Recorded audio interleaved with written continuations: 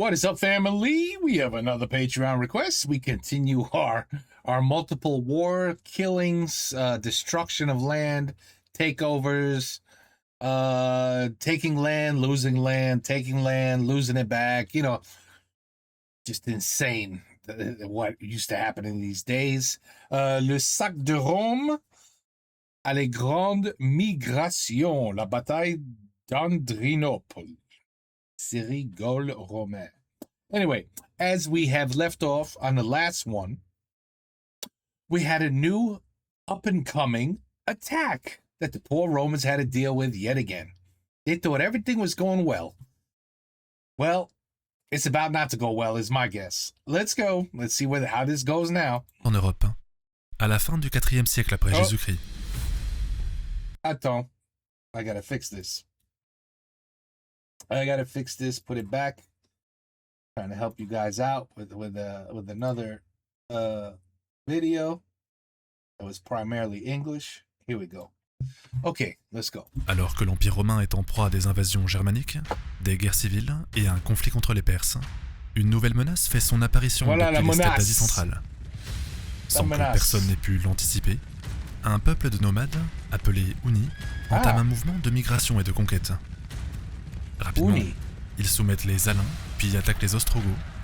Devant la force de leurs archers montés, mais aussi de leur cruauté, des populations entières sont forcées de fuir pour trouver refuge. Ainsi, la question mérite d'être posée en ces termes. Alors que l'Empire romain ne se sort pas de ses problèmes internes, est-il prêt à relever le plus grand défi de son histoire? Quand des hordes de cavaliers uniques dévaleront sur l'Europe? Quand ils massacreront des populations? Quand, par conséquence, les Germains repartiront à l'assaut de ses frontières, non plus pour les piller, mais pour survivre? Constantinople sera-t-elle à la hauteur de l'enjeu? Pourra-t-elle battre les Huns sur le champ de bataille? Pourra-t-elle contrer cette nouvelle menace, alors que son armée, son économie et sa démographie sont déjà ravagées par des siècles de crise? Could you imagine back in those days? C'est depuis quand est-ce que tu habites dans cette maison? You know, today, people would be like, oh, j'ai dans cette maison 11 ans, 12 ans, 20 ans, 13 ans, même 4 ans, 3 ans. Et là, how long you been living in this house? 1 month. Yeah, we have to get the hell out of here again. Yeah, no, we're about to move again because there's more attacks coming. We have to flee. We have to lose everything and leave everything behind. Every 3 or 4 months, this is normal. You know, how could you be in any part of this civilization without losing your mind? Oh là là, les pauvres. Et les femmes et les enfants, you know, they probably could have never literally rooted with any kind of life. Rooted meaning, you know, like, you know your purpose, you know where you are, you know where you're gonna be. Now you can plan for the future. Not in this world. Hell no. This world was, how do we live tomorrow? Crazy. Cette vidéo est sponsorisée par NordVPN. Le saviez-vous? Si la protection de la vie privée semble être une thématique moderne, elle est en réalité très ancienne et même les Romains la prenaient très au sérieux. Yeah, NordVPN, baby. NordVPN. I think everybody's doing NordVPN. Believe it or not, I think they contacted me. I have to see what they think, because there's a lot of bullshit out there too. But I think they actually contacted me. I have to see.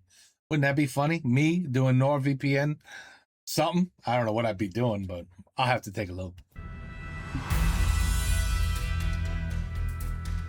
En l'an 363, la mort du César des Gaules, Julien, que nous avions rencontré dans l'épisode précédent, provoque une crise militaire et économique dans l'Empire romain.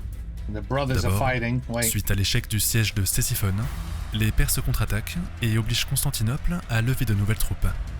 Comme d'habitude, les difficultés en Orient obligent à réduire les garnisons sur les autres frontières. Résultat, les Vandales, les Alamans, les Suèves sont repartis à l'assaut du Danube et du Rhin, quand les Saxons repartent à l'assaut de la Bretagne. La province est alors assiégée entre les Germains à l'est, les Scotis à l'ouest et les Pictes sur le mur d'Adrien. Sauf que cette fois-ci, il ne reste plus assez de soldats pour défendre toutes les villes. Certains disent, même si ce scénario semble impossible, que les fonctionnaires romains pensent à quitter la Bretagne. Après des siècles de colonisation, après avoir fondé des dizaines de villes, après avoir percé des routes, bâti des fontaines, construit des thermes, après avoir intégré l'économie locale à celle du continent, après tout cela, les autorités pensent à laisser la grande île à son triste sort, faute de moyens pour la défendre. En attendant, l'Empire tente de gérer la crise en se divisant une seconde fois. Les successeurs de Julien, Valens et Valentinien, se partagent l'Empire comme on l'a fait jadis.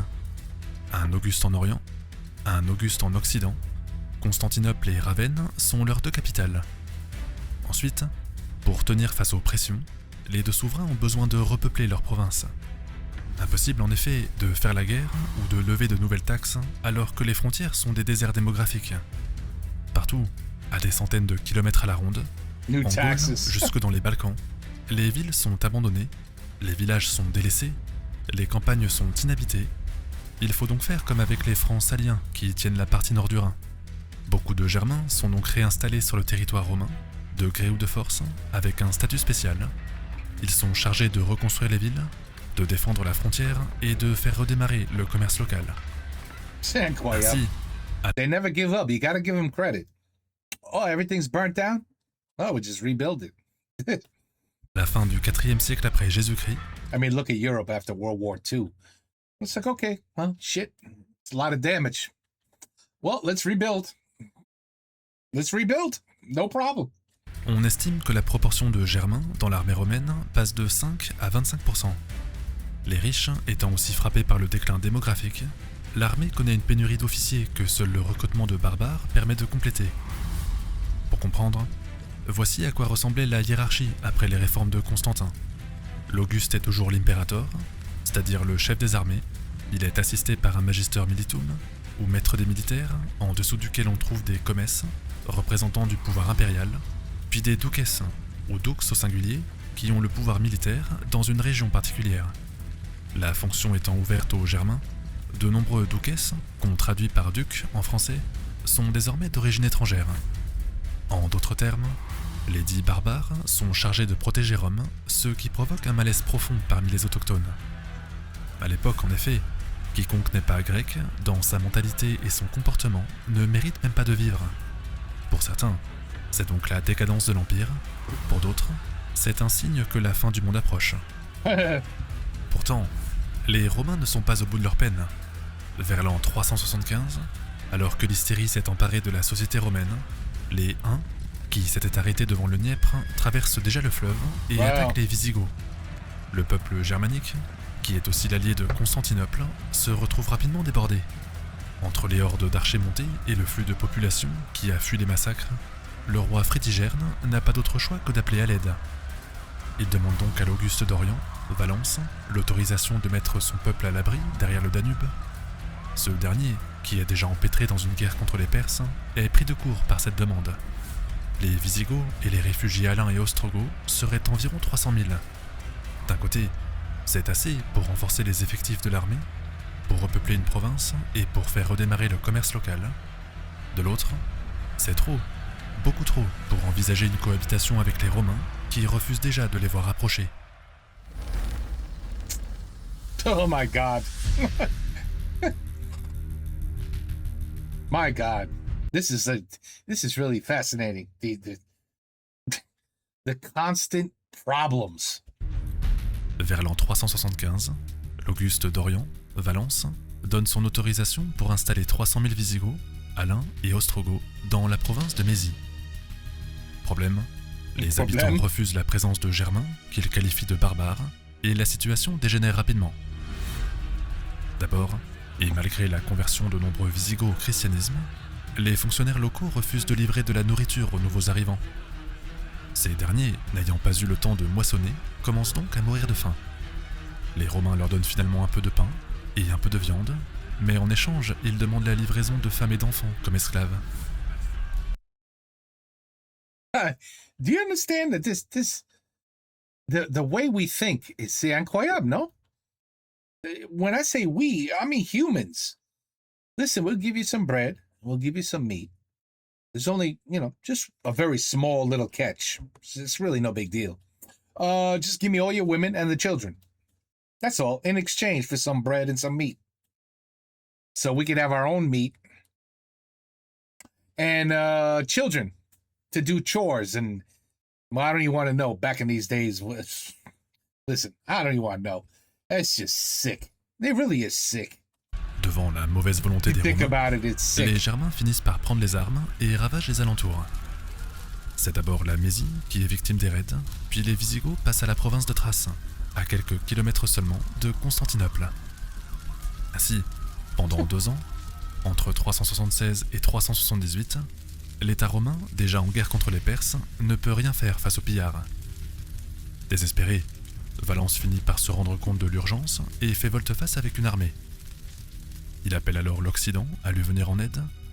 Des renforts sont en route, mais l'Orient ne peut pas les attendre. Valence se porte donc à la rencontre des Germains avec l'espoir de les impressionner et de les rappeler à l'ordre. Le 9 août 378, sous une chaleur insupportable, les Romains d'Orient disposent d'environ 20 000 hommes. En face, les Visigoths ont un effectif à peu près similaire, mais le peuple migrant se déplace aussi avec ses femmes et ses enfants. De plus, son peuple étant en territoire hostile, sans argent et sans nourriture, le roi Fritigern a envoyé ses cavaliers alains, ostrogoths et visigoths, à la recherche de vivres plus au nord. Il laisse ainsi son infanterie vulnérable, se place donc sur une colline, en hauteur face aux Romains, avec des rangées de chariots pour protéger les civils. Et en attendant, afin de gagner du temps, il fait incendier la plaine qui se trouve devant lui pour asphyxier son ennemi. De son côté, peut-être aveuglé par l'épaisse fumée qui s'élève au-dessus du champ de bataille, ou bien trompé par une mauvaise reconnaissance, Valence ne sait pas que la cavalerie gothique est partie à la recherche de vivres. Pour lui, les Visigoths sont donc vulnérables et en infériorité numérique. Les battre serait donc un jeu d'enfant et l'Auguste prépare ses plans en conséquence. Malheureusement, ses troupes sont fatiguées, assoiffées, étouffées par l'incendie. De plus, la haine du barbare, surtout de ceux qui ont pillé le territoire impunément pendant 2 ans, provoque de la nervosité parmi les rangs. La colère, l'impatience, le désir de vengeance conduit la cavalerie romaine à se comporter de manière imprévue. En effet, les cataphractes de Valence se précipitent au combat sans en avoir reçu l'ordre. Pas une bonne idée. Pas une bonne idée. Ainsi, à la grande surprise de Valence et du roi Visigoth, la bataille s'engage de la pire des manières. Les cavaliers romains foncent sur les Germains qui sont retranchés sur les hauteurs, ils percutent leur infanterie et engagent le corps à corps. L'Auguste d'Orient, mis devant le fait accompli, n'a pas d'autre choix que de livrer bataille. Son infanterie monte alors à l'assaut de la colline, mais son mouvement est désordonné. En effet, sur la droite, les fantassins et la cavalerie de réserve sont en retard. Dans la précipitation, Romains et Visigoths mettent donc leur armée au pas de course. D'abord, un duel d'artillerie antique ouvre le bal.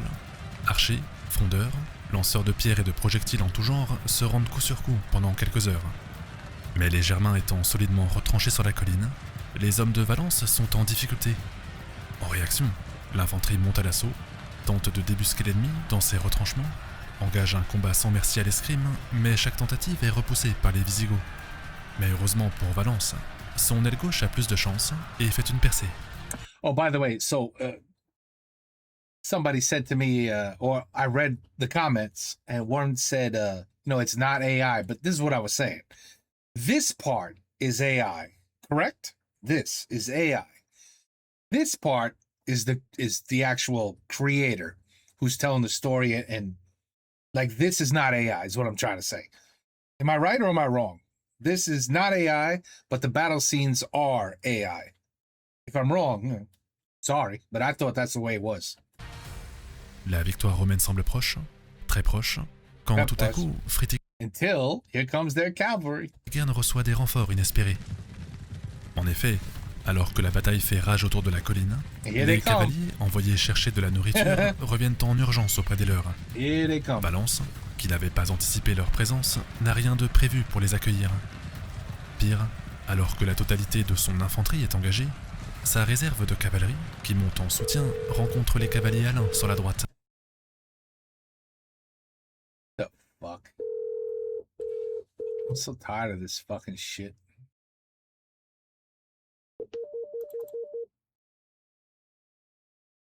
What the fuck? This guy never finishes anything. No, I'm not fucking helping.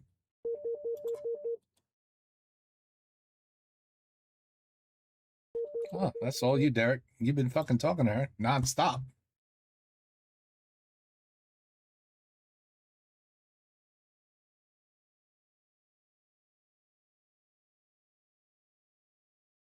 All right, good.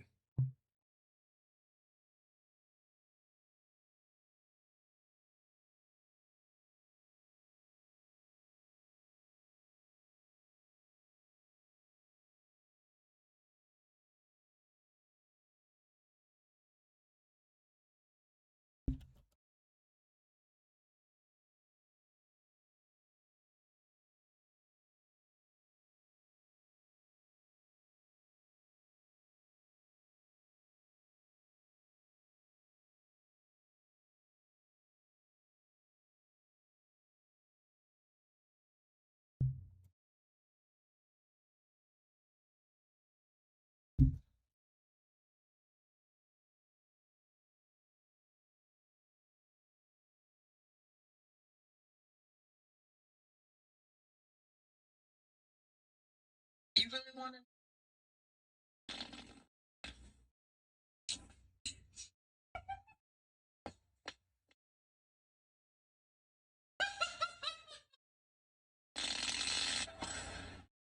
Girl, let me.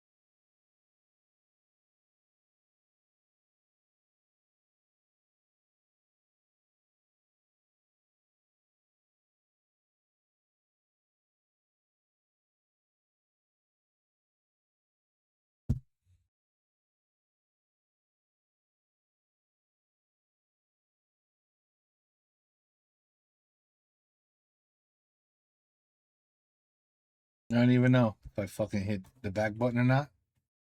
Engagé. Fuck you. I hate these motherfucking... Here we go. Prévu pour les accueillir. Pire, alors que la totalité de son infanterie est engagée, sa réserve de cavalerie, qui monte en soutien, rencontre les cavaliers alains sur la droite. Surpris, les cataphractes sont impuissants face aux archers montés qui fuient le corps à corps.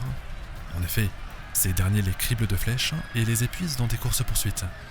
Les cavaliers romains s'enfuient alors du champ de bataille, poursuivis par les alains. Valence est donc à découvert sur son flanc et fait reculer son infanterie en catastrophe. Malheureusement, l'autre partie de la cavalerie gothique intervient sur la gauche. Cette fois-ci, la catastrophe se transforme en cauchemar. Les Romains sont assaillis, de tous les côtés, sur un terrain défavorable et sous une pluie continue de projectiles. Les Germains les engagent par à-coups, de manière saccadée, afin de les épuiser tout en réduisant leurs pertes. Not a good choice. Lentement, mais sûrement, pendant des heures et jusqu'à la tombée de la nuit, les hommes de Valence, et Valence lui-même, sont massacrés jusqu'au dernier.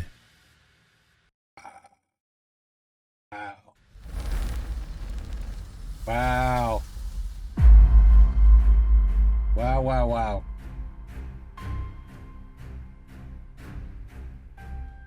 Au mois d'août 378, Rome vient de connaître l'un des pires désastres militaires de son histoire.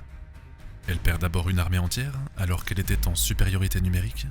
Elle perd de plus un Auguste, et surtout, elle perd la face contre des Germains qui sont considérés comme inférieurs. Les Visigoths se rendent compte alors de leur puissance et continuent leur campagne de pillage en Macédoine. Dans ces conditions, le successeur de Valence, qu'on appelle Théodose, est obligé de céder, d'abord face aux Perses, qui s'emparent d'une partie de l'Arménie, puis face aux Germains, qui se réinstallent en Mésie en renégociant le traité. Bien sûr, les Visigoths doivent surveiller la frontière et combattre pour Constantinople, sauf que désormais, ils ne paient plus de taxes aux Romains. Il y a donc un État, au sein de l'État, Néanmoins, le successeur de Fritigern, qu'on appelle Alaric, fait preuve de sa bonne foi. Il se convertit au christianisme, suivi par tous ses guerriers, par leurs femmes et par leurs enfants. Encouragé, Théodose entend renforcer son autorité sur un empire affaibli par le biais de la religion. Dans le prolongement de Constantin, il interdit tout ce qui n'est pas chrétien et ordonne la conversion de l'ensemble des citoyens. Dans le vocabulaire de l'époque, comme la plupart des clercs, évêques et moines sont soit d'origine militaire, soit autodéclarés soldats du Christ, les partisans de Jésus s'appellent souvent les milites, milites Dei ou milites Christi. Par opposition, les civils, qu'on appelle aussi paganus en latin, There's still civilians that are alive? Oh, ça c'est bien. Désignent tous ceux qui ne sont pas convertis. En 391, Théodose déclare donc que les paganus, ou païens en français, soit environ 50% de la population, doivent devenir chrétiens ou être châtiés. Avec l'aide des Visigoths, qui fournissent désormais une grande partie des soldats, l'Empire d'Orient se convertit à marche forcée. Les chrétiens affrontent les païens avec le soutien de l'armée. La cité d'Alexandrie, par exemple, est le théâtre de violences extraordinaires. La grande bibliothèque subit des dommages irréparables. Les philosophes comme Hypatie, une femme connue pour sa science des mathématiques, sont mis à mort sans jugement. Les statues et les temples païens sont détruits. La ville perd son statut de centre intellectuel dans le monde romain. Quoi qu'il en soit, la société change à tout jamais. Au dogme de l'Église s'ajoute désormais un code moral obligatoire. Interdiction des sacrifices d'animaux, interdiction des jeux du cirque, interdiction de jeter des innocents dans la fosse aux lions, interdiction de la polygamie, interdiction de l'homosexualité. L'objectif ? Créer une société unifiée autour de son Auguste et de son Dieu pour empêcher la disparition de l'Empire. Ensuite, à ce conflit religieux s'ajoute un conflit politique entre l'Auguste d'Orient, chrétien et anti-païen, et l'Auguste d'Occident, païen et anti-chrétien. Théodose emmène donc les Visigoths, qui sont à son service, puis en 394, il affronte l'Occident lors de la bataille de la rivière Froide. Victorieux, il réunifie l'Empire sous sa seule autorité, mais ses fonctionnaires spolient les Germains de leur part de butin. Encore une fois, les Romains refusent de faire jeu égal avec des barbares qu'ils considèrent comme inférieurs. Outré, Alaric décide de se venger et de piller la Grèce en guise de représailles. Après Alexandrie, l'Empire perd à nouveau un carrefour intellectuel, économique et artistique. Bref, quand Théodose meurt, l'Empire n'est plus que l'ombre de lui-même. Mais de toute façon, toutes ces disputes ne font que ralentir l'inévitable. Au nord du Danube en effet, et seulement 25 ans après leur apparition, les Huns prennent possession de l'Europe centrale. De nombreux peuples germaniques sont désormais pris en étau entre Rome et les envahisseurs. Ces derniers ont le choix entre fuir, se soumettre they're coming in hard. ou mourir. Man. I don't even know how the population survived.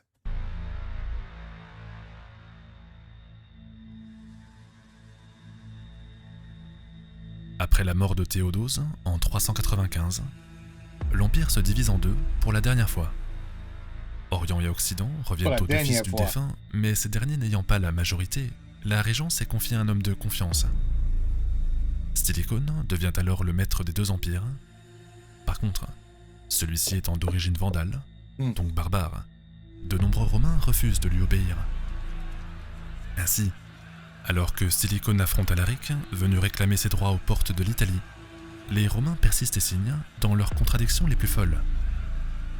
Le régent barbare est abandonné par l'Orient, qui refuse de servir un vandale. Ce dernier n'a même pas le temps de réagir, puisqu'Alaric est désormais rejoint par les Ostrogoths. Pris en étau, Stilicone appelle à lui les garnisons de Bretagne et de Gaule, mais les Gaulois et les Bretons se retrouvent sans défense. Ces derniers proclament alors un usurpateur comme empereur en lieu et place du fils de Théodose, laissant le régent sans aucun renfort contre les Goths.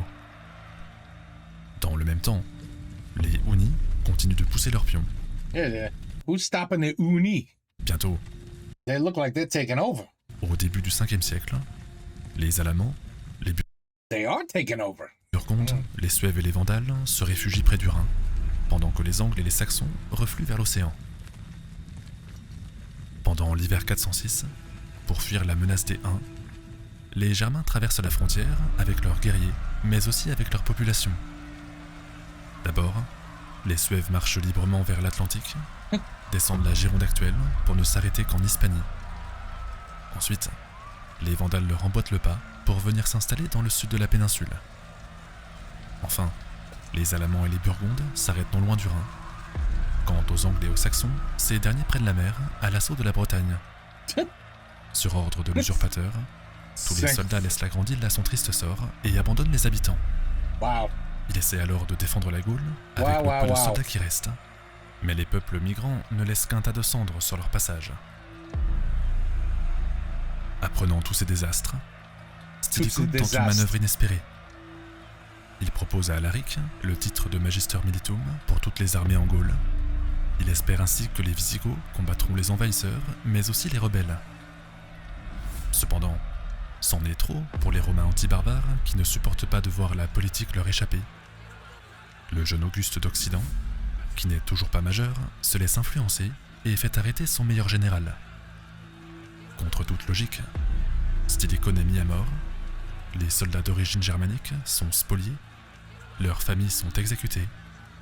La décision, qui reste incompréhensible, provoque le départ de tous les contingents germaniques de l'armée romaine. Ces derniers rejoignent donc Alaric, désormais à la tête d'une immense armée. Le roi en profite pour rehausser les exigences. En l'échange de la paix, il veut devenir le protecteur de toutes les armées romaines. Une fois n'est pas coutume, le parti anti-barbare de la cour de Ravenne refuse catégoriquement. En 409, le souverain gothique réitère ses propositions. La paix, en l'échange de l'intégration de lui-même et de ses hommes dans le système militaire et politique romain. Ce moment est tout à fait crucial dans l'histoire. Il montre que les Germains ne veulent pas découper l'Empire en petits morceaux, mais bien en faire partie, tout en y maintenant leurs lois et leurs coutumes. Mais malgré les ouvertures, malgré les pressions, malgré parfois les évidences, l'entourage du jeune Auguste d'Occident refuse encore.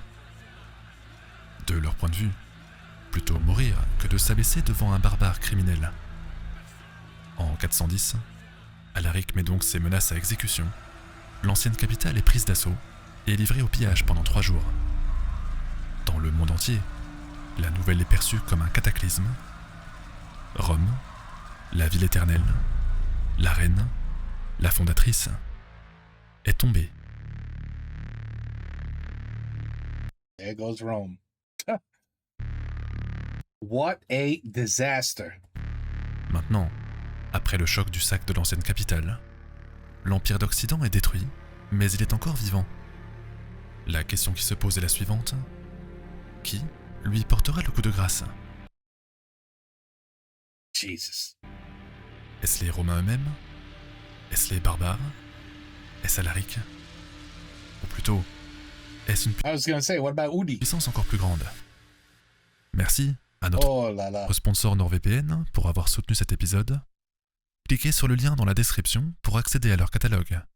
Et ben voilà. I tell you, Europe has gone through some shit. Ooh la la la la. I mean, non-stop for like 100 years in a row of just constant death and destruction. I felt so bad for these people back in those days, man. Nobody knew what the hell they wanted. It was just like, oh, well, you're that and I'm this, so we're enemies. Let's kill each other. It was like, there was like no, like, let's how about we sit down and talk about it? Can we sit down and talk about a little bit of what's going on here? You looking for some land? Hold on, maybe we can help you out. Like, it was just like, oh, we're being attacked. Let's go. Hurry up. Oh, somebody's starving. They need food. All right, give them food. We'll steal their women and children. I mean, it's dégueulasse the way it was. It really was. Complètement dégueulasse. Comme le monde tournait à ce moment in time. C'est fou. But this is how everything was reshaped into what it is today. I mean, a lot of things. I mean, I think we have 2 more. We have 2 more to really see how this ends, but it's not looking good for the Romans. Let me tell you, it's not looking good at all. But voilà, okay? So there's the second of the 2 requests, and voilà, on continue when more come in. Take care. Peace out. À la prochaine. And be happy that you're living in 2026 and not in these days. Be very happy. Peace out.